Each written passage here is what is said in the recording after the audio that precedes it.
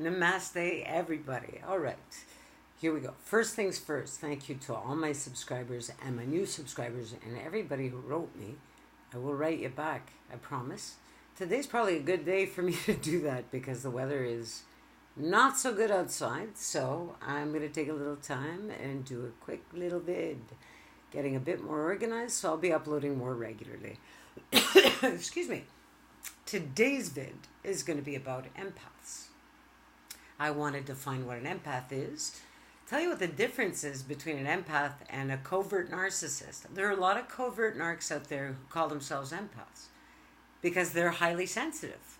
So they can also call themselves HSPs. But there's a huge difference between the two, and there's a way to tell the difference. So I'm going to start off by giving my definition of what an empath is. And of course, what am I going to base my definition on but what I am? All right? And what I've heard from other people. But I've heard all kinds, the whole gamut. So given the fact that it looks like there's a very diffuse kind of definition out there, I'm going to try to hone it in. And again, comments are appreciated, agree, disagree. You know, throw in your 2 cents. I've dealt with quite a few trolls these days who say that empaths are very naive. They join cults and they're gang stalkers. All right? And I actually thought about those comments. Troll or not. It was interesting. But here we go. Okay, so what's an empath? An empath, to me, is partially genetically mediated phenomenon and partially due to upbringing. Most empaths have been raised in very narcissistic households, abusive or neglectful.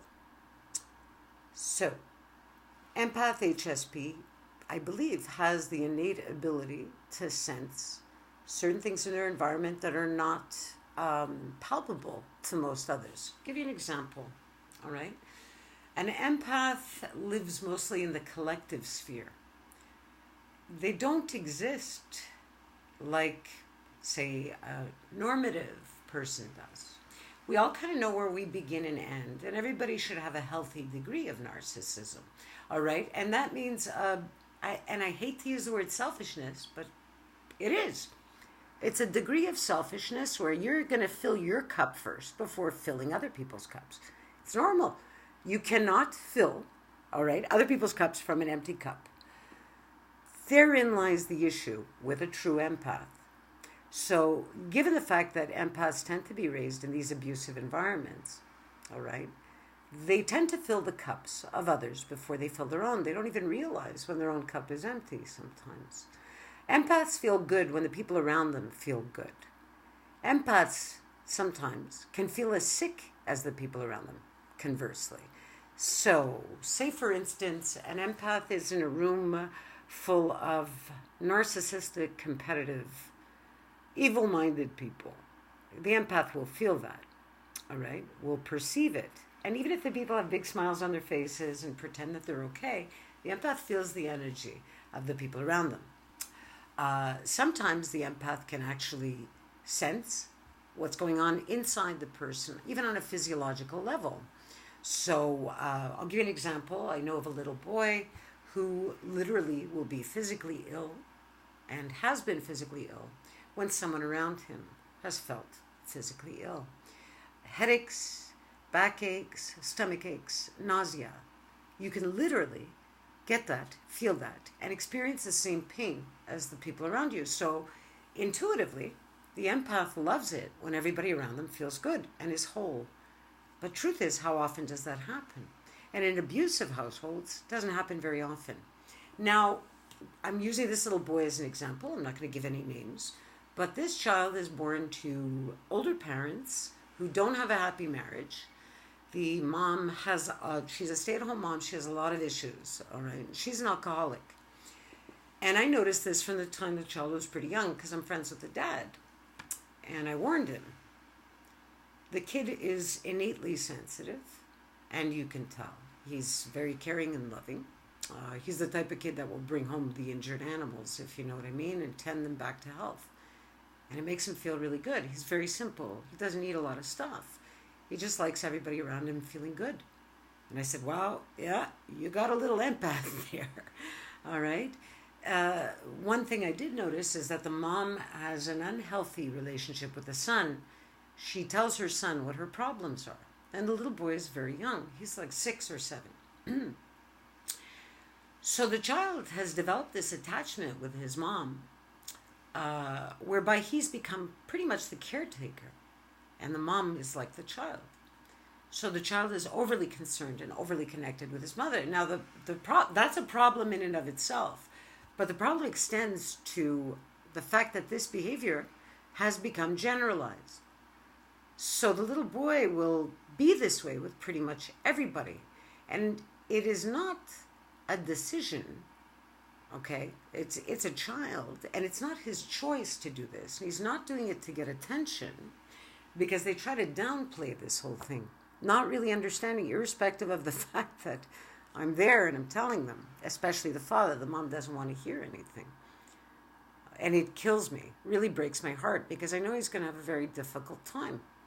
But I'm there, and hopefully I'll be around when he has certain questions, or, he's freer to explore these concepts, or maybe develop an understanding of them. So the behavior becomes generalized, and the child, is, again, he doesn't really ask for anything. He's very quiet, pretty simple, but not simple-minded. Very sensitive to his environment. Now, that's pretty much what an empath is, and that was pretty much my experience growing up as well, as a kid. Same kind of deal, and I remember it very well. Now, it takes time sometimes to figure it out, because if you think about it, when you grow up, whatever the environment is, you tend to think that's normal. So, and you think your behavior is normal, and you think everybody's kind of the same, but they're not. The school of hard knocks is what it is for an empath, pretty much. Is an empath naive? Typically, teenage years, early adulthood, yes. Yes, I would say so. I would say so. They're often taken advantage of by narcissists. The empath is so familiar with the narcissist, it's like, wow, okay, just like mom or dad. Yeah, right on. They feel the pain of the narcissist. It's not like the narcissist is pain-free, guys, or has an easy life. They don't. Remember, they're highly sensitive, but rather than being highly sensitive to the needs of those around them, they're highly sensitive to their own needs. And they're also highly sensitive to the perceptions that others have of them. The empath isn't that. The empath actually is quite the opposite. See, the empath feels the pain of everyone around, so irrespective of what comes out of the mouths of those abusive people around them, the empath doesn't pay really much mind, doesn't take a lot of stuff personally. The narcissist, however, does, whether it be of the malignant or the covert variety. Now, oftentimes what happens is we'll meet covert narcissists who pass as empaths, or really believe that they're empaths, because they're so sensitive to their environments.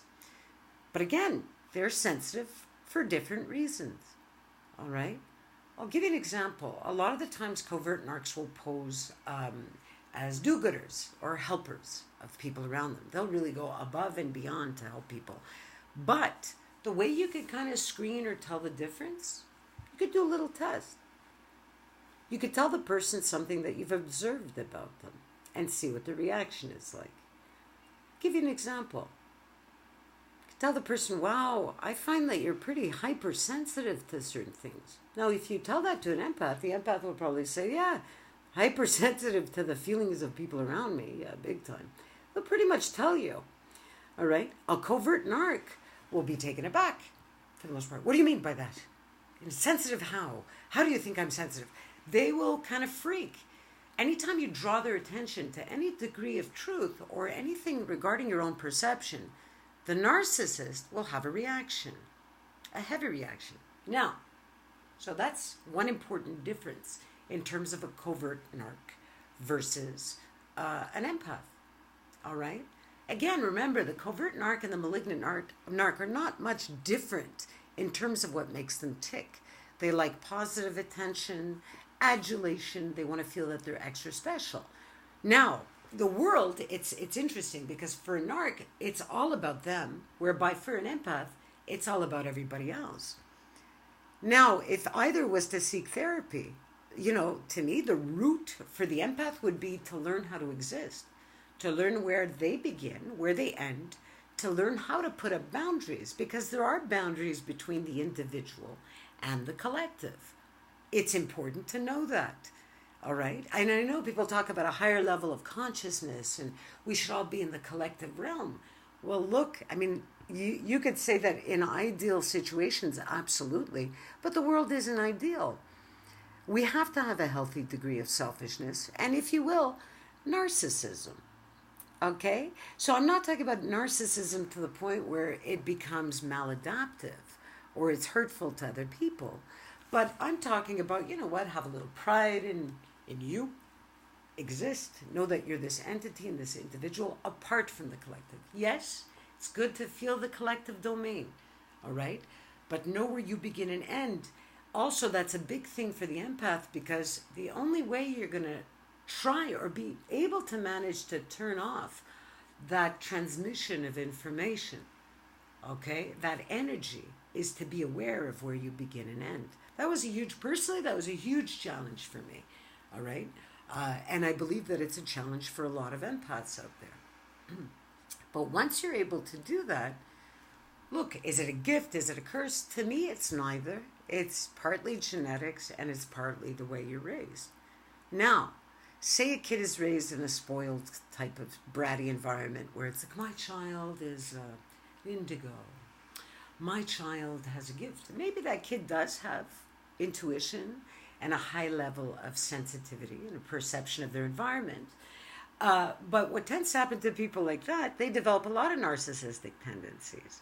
If the kid is raised either, again, with extreme adulation, all right, or extreme neglect, typically when it comes to narcissism, the results are the same. When it comes to the whole empathic ability, I can't speak for the spoiled brat one. I just know that they do develop some pretty interesting narcissistic tendencies, thinking they're extra special. Now, is that a good or a bad thing? I can't even speak to that. In our society, look, you have to be a little bit selfish. I'm sorry. Put yourself first. Now, so I wanted to address that in terms of defining what empathy is. Now, what makes the difference between an empath and a narcissist? Like I said, to me, it's the genetic mediation. In most abusive, unhealthy, narcissistic environments, you'll just make another narcissist. For a few reasons. First of all, how do kids learn? They learn by imitating the behaviors of those around them. All right? But sometimes that kid has, to me, I'll call it a little light. And I don't think an empath is just, like I said, a star seed and this extra special creature. I think it's just a genetic thing.